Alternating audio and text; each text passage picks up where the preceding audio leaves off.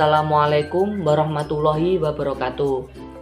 Nama saya Muhammad Agus Majid Mahmudi, NIM 933404819. Di sini saya akan menjelaskan tentang bagaimana hubungan penggunaan media sosial dengan tingkat agresivitas para remaja. Sebelumnya saya akan menjelaskan tentang pengertian agresivitas. Agresivitas adalah sebuah perilaku fisik atau verbal yang disengaja yang bertujuan untuk melukai atau menyakiti orang lain. Jika terdapat perilaku yang dapat menyakiti atau melukai orang lain, tetapi tidak dilakukan secara sengaja, tidak dapat dikatakan sebagai agresivitas. Faktor-faktor yang mempengaruhi agresivitas. Ada 5 faktor. Yang pertama adalah faktor pengaruh neurologis agresivitas, yaitu merupakan perilaku yang kompleks dan tidak ada satu titik pun di otak yang dapat mengendalikannya. Namun para peneliti telah menemukan yang menjadi saluran agresivitas pada manusia. Hasilnya adalah jika pada area otak diaktifkan, maka kemarahan akan juga meningkat. Sebaliknya, jika area otak dinonaktifkan, maka tingkat kemarahan akan semakin menurun. Kedua, pengaruh genetis hereditaritas, yaitu dengan mempengaruhi kepekaan sistem saraf terhadap isyarat-isyarat agresivitas.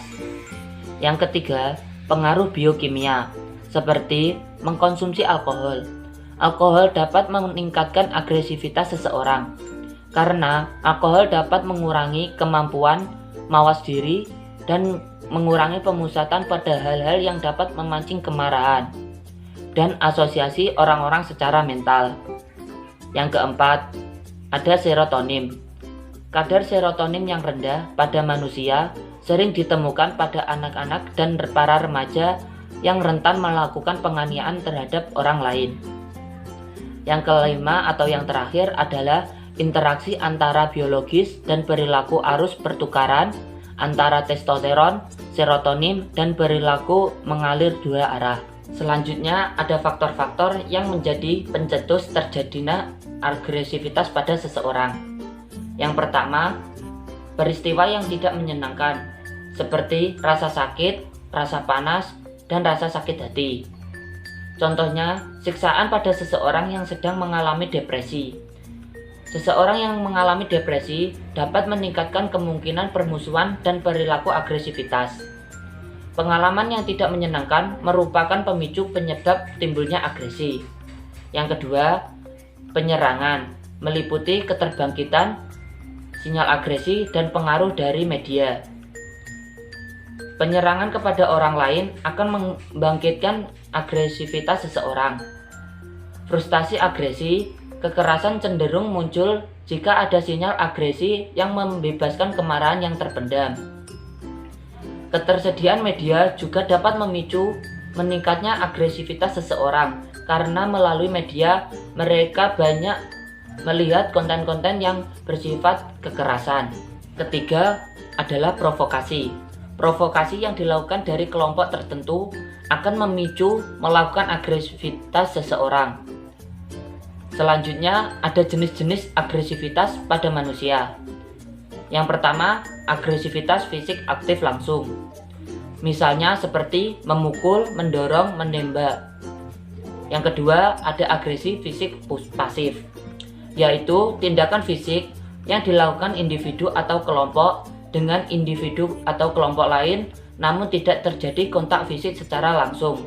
Misalnya demonstrasi, aksi mogok kerja, dan aksi diam. Yang ketiga, agresi fisik pasif tidak langsung. Misalnya seperti sikap tidak peduli dan sikap masa bodoh dengan orang lain. Ada agresi verbal aktif langsung. Misalnya seperti menolak berbicara dengan orang lain. Yang kelima, agresi verbal aktif tidak langsung. Misalnya seperti menyebar hoaks, mengadu domba, dan mencemarkan nama baik orang lain. Selanjutnya ada pengertian dari media sosial. Menurut Wikipedia, media sosial adalah media daring yang digunakan satu sama lain di mana para penggunanya bisa dengan mudah berpartisipasi, berinteraksi, berbagi, dan menciptakan forum dan dunia virtual tanpa dibatasi ruang dan waktu. Kemudian, ada pengertian media sosial menurut para ahli.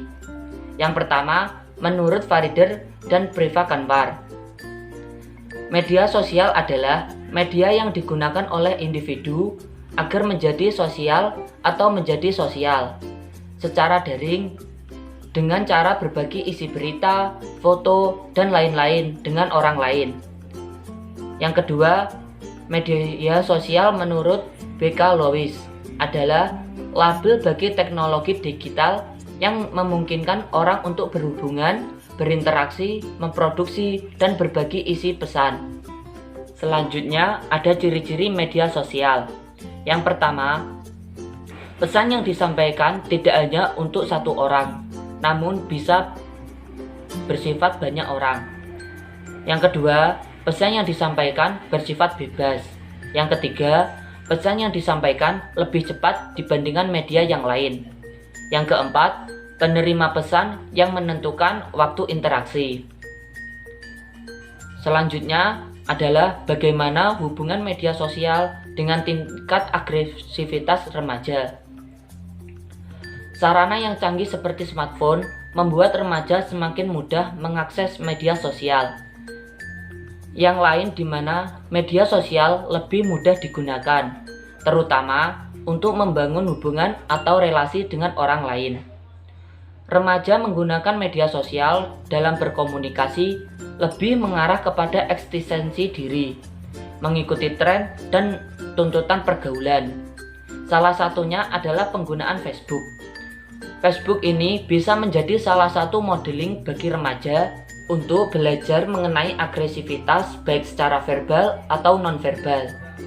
Para remaja akan membuli teman-temannya melalui media sosial, mengumpat, dan dengan sesuka hati mereka bahkan menghancurkan pesaingnya dengan pemusnahan karakter. Perilaku remaja yang lebih ekstrim adalah dengan seringnya mengunggah foto sadis yang dapat membuat mereka menjadi pribadi yang agresif, tidak mempunyai hati nurani. Banyak perilaku remaja yang dipicu dari melihat atau membaca status yang menampilkan agresivitas, seperti perilaku pesta miras yang sering terjadi dan berakhir dengan tawuran atau bentrokan dengan kelompok lain.